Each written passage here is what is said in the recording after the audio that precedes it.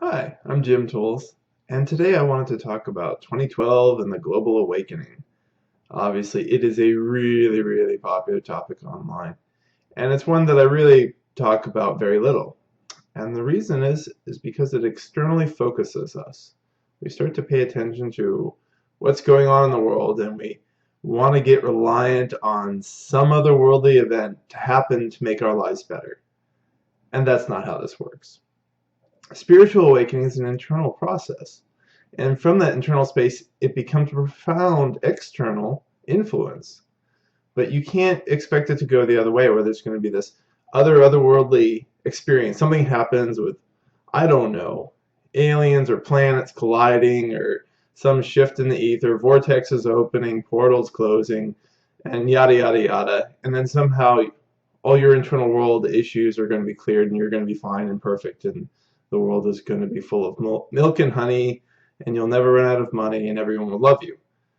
And there's this naivety running around out there, so as I say it probably sounds pretty ridiculous, but people are talking like this, and it's actually no different than trying to get a pill to make yourself feel better. It's that same thing, that if I get something external or some other event happens in my life, I can now be okay.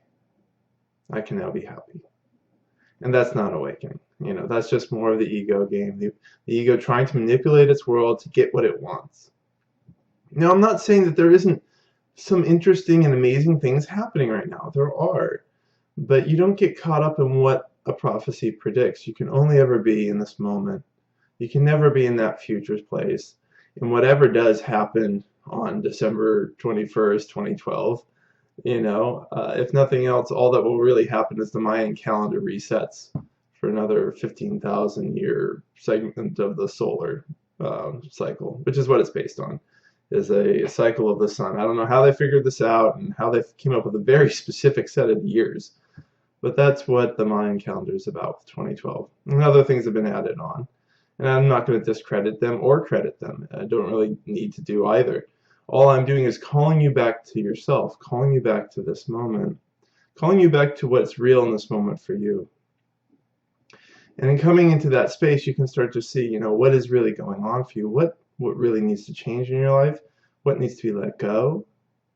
And this is a profound space, and it is a profound influence on other people. And I think a lot of people forget that, right?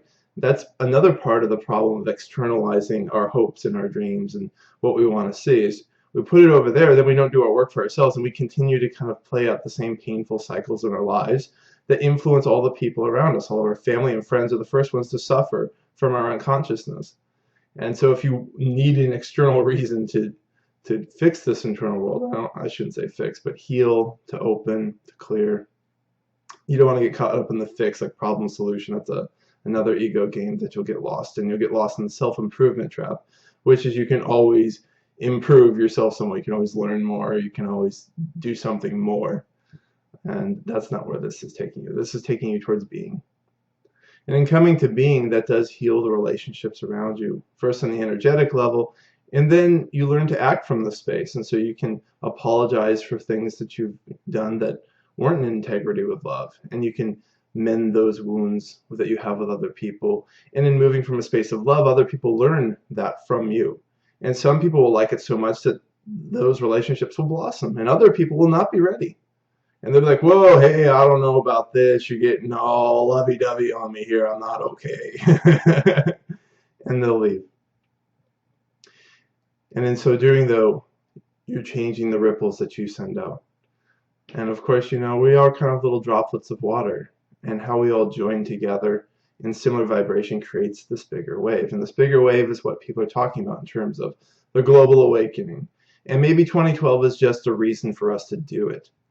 I mean, I'm all for that. Like, if this is an excuse for a lot more people to be a lot more loving, let's go for it. Hardcore. 2012 all the way. But, we've only got 4 months left. And I know that the date everyone's keen on is that December date I mentioned. And then it's going to be gone. Do you want to stop at 2013 and say, well, we didn't get the big bang I was hoping for, so I guess we're screwed for another 15,000 years till next time the cycle comes around? No. How ridiculous would that be? I think we want to keep this one going for a while. And to do that, you're going to have to make a dedication to yourself. There aren't any easy answers here, I'm sorry.